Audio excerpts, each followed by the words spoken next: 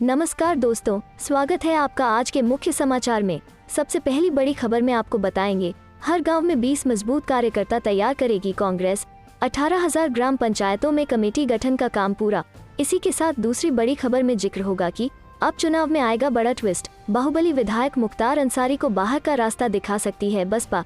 तीसरी बड़ी खबर में आपको बताएंगे कि हरियाणा में रैली से बिहार में उबाल, सीएम नीतीश को निमंत्रण पर उठे सवाल।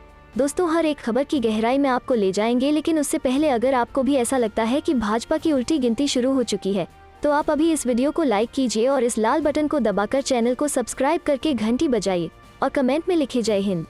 चलते हैं पहले खबर की तरफ। हर गाँव में 20 मजबूत कार्यकर्ता तैयार करेगी कांग्रेस। 18,000 ग्राम पंचायतों में कमेटी गठन का काम पूरा। जी हाँ दोस्तों, कांग्रेस यूपी के हर गाँव में मजबूती से उसका झंडा उठाने वाले 20 कार्यकर्ता खड़ा करेगी। चुनावी सफलता के लिए पार्टी महासचिव प्रियंका गांधी वारा का यही मूल मंत्र है, जिस पर लगातार अमल हो रहा है। पहले संगठन सृजन अभियान और फिर प्रशिक्षण से पराक्रम महाअभियान इसी दिशा में उठाए गए कदम हैं।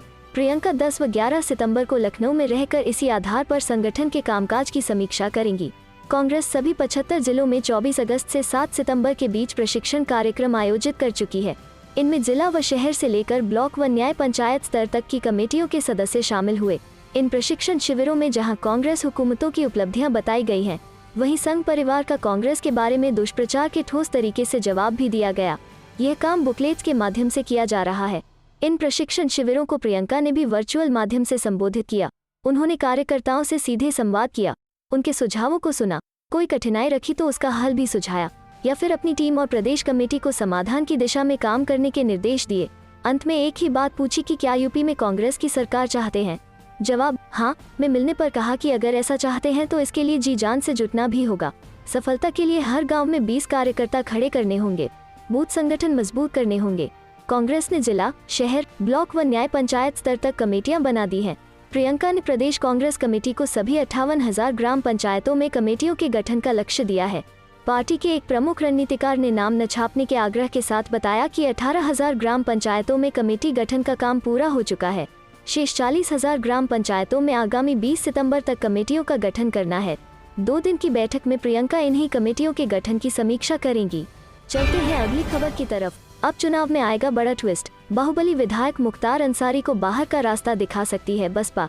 जी हाँ दोस्तों, उत्तर प्रदेश में अगले साल चुनाव होने हैं। उससे पहले कई राजनीतिक पार्टियों में उठापटक देखने को मिल सकता है। इस चुनाव में बसपा एक ओर जहाँ ब्राह्मणों पर फोकस कर रही है, तो वहीं इस बार के चुनाव में Baspa supremo Mayawati mafia don Mukhtar Ansari को बाहर का रास्ता दिखा सकती है। सूत्रों के मुताबिक बसपा इस बार मुख्तार अंसारी को टिकट नहीं देगी।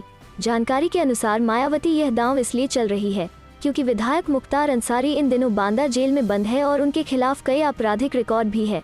साथ ही उनकी छवि माफिया के रूप में बनी हुई है, जिसकी वजह से बीएसपी अपने सारे रिश्ते अंसारी से तोड़ सकती है। आपको बता दें कि अभी कुछ दिन पहले ही मुख्तार अंसारी के बड़े भाई सिकबतुल्लाह अंसारी ने अखिलेश यादव की मौजूदगी में समाजवादी पार्टी ज्वाइन की थी। साथ ही उनके बेटे ने भी सपा का दामन थामा था। सूत्रों के अनुसार मुख्तार अंसारी और उनका परिवार समाजवादी पार्टी में शामिल हो सकता है। बीएसपी के रणनीतिकारों का मानना है अगर इस बार मुख्तार अंसारी को बीएसपी टिकट देगी तो भाजपा इसका मुद्दा बनाकर वोट बटोर सकती है, जबकि इस बार मायावती पूरे जीत के मूड में है। बता दें कि ये तीसरा मौका होगा जब बीएसपी मुख्तार को पार्टी से बाहर का रास्ता दिखाएगी। चलते हैं अगली खबर की तरफ। हरियाणा में रैली से बिहार में उबाल, सीएम नीतीश को निमंत्रण पर उठे सवाल। जी हाँ दोस्तों, बिहार की सियासत में इन दिनों हरियाणा का असर दिखने लगा है। 25 सितंबर को हरियाणा के जींद में होने वाली एक रैली ने बिहार में सियासी तूफान खड़ा कर दिया है। आशंकाओं के घिरे बादलों के बीच कयासों का बाजार भी गर्म है। नीतीश कुमार के एनडीए में रहने या नहीं रहने को लेकर चर्चाएं तेज हो गई हैं। दरअसल हरियाणा के जींद में होने वाली रैली इंडियन नेशनल लोकदल के नेता ओम प्रकाश चौटाला ने बुलाई है।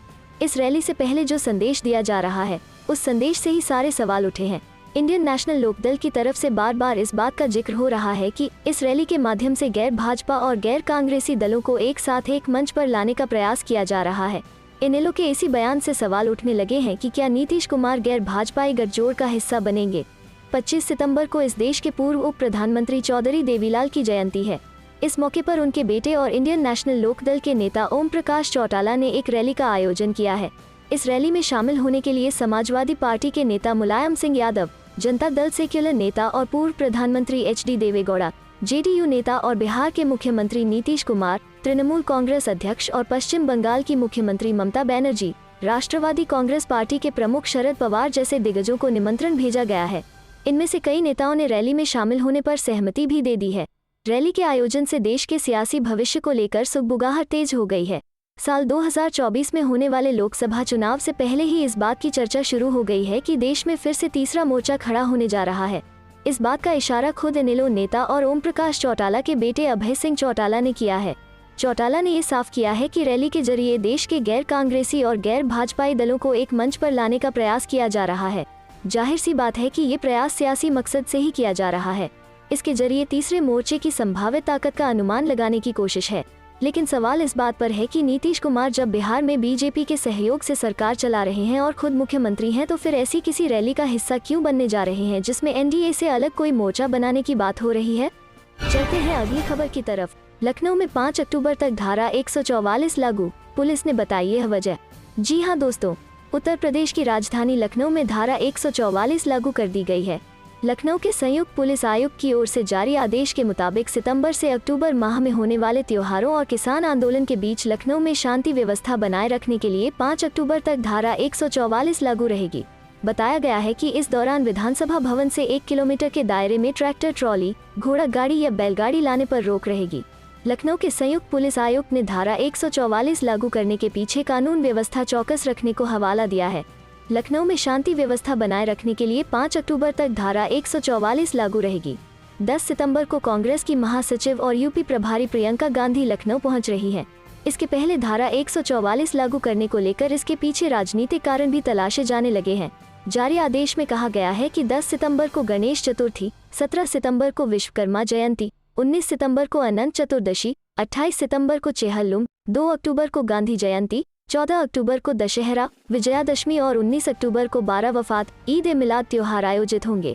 इस दौरान राजधानी लखनऊ में विभिन्न प्रवेश प्रतियोगी परीक्षाएं भी होनी हैं। आदेश में कहा गया कि भारतीय किसान यूनियन के विभिन्न संगठनों और विभिन्न प्रदर्शनकारियों द्वारा प्रस्तावित धरना प्रदर्शन को लेकर भी शांति व्यवस्था भंग होने की संभावना है। इसे ध्यान में रखकर लखनऊ में आगामी 5 अक्टूबर तक धारा 144 लागू की गई है। जारी आदेश के मुताबिक धारा 144 का उल्लंघन करने पर धारा 188 के तहत कानूनी कार्रवाई की जाएगी। चलते हैं अगली खबर की तरफ। कहीं अस्पताल फुल, कहीं खुले आसमान के नीचे इलाज। वायरल फीवर से बिहार में हाहाकार। जी हां दोस्तों, एक बेड पर 2 बच्चों का इलाज हो रहा है। वहीं ग्वालियर में ये वायरस तेजी से फैल रहा है। अगर सबसे पहले यूपी की बात करें तो प्रदेश के कई जिलों में रहस्यमय बुखार का कहर टूटा है। पूरे राज्य में अब तक लगभग 90 लोगों की मौत हो चुकी है। सिर्फ फिरोजाबाद में ही अब तक ये बुखार 55 लोगों की जान ले चुका है। इसमें ज्यादातर बच्चे शामिल हैं। अब इस रहस्यमय बुखार का दायरा बढ़ता ही जा रहा है। यूपी के 8 जिलों में वायरल जैसे लक्षणों वाले इस रहस्यमय बुखार का खौफ है। यूपी के कासगंज, एटा, मथुरा, फिरोजाबाद, मेरठ, प्रयागराज, वाराणसी और फर्रुखाबाद में बुखार के मरीजों का बुरा हाल है। कासगंज से लेकर एटा, मथुरा से लेकर फिरोजाबाद, मेरठ से लेकर प्रयागराज और वाराणसी से लेकर फर्रुखाबाद तक बच्चे और बड़े रहस्यमय बुखार से तप रहे हैं। मरीजों से अस्पताल भरे पड़े हैं, लेकिन इस रहस्यमय बुखार का कोई तोड़ नहीं निकल पा रहा है। कोई इसे वायरल फीवर बताता है तो कहीं डेंगू कहा जाता है। बुखार से दम तोड़ने वाले लोगों की तादाद लगातार बढ़ रही है। यूपी के कासगंज में आज तक संवाददाता आशुतोष पहुंचे। यहाँ अब तक 5 लोगों की मौत हो चुकी है। घर घर में बुखार से दहशत है। कासगंज के ग्रामीण इलाकों की तरफ हम बढ़े तो यहाँ मजबूरी और बेबसी की स्थिति है। लोग झोला छाप डॉक्टरों से इलाज करवाने को मजबूर हैं। बुखार ठीक करने के लिए लिक्विड चढ़ाया जा रहा है।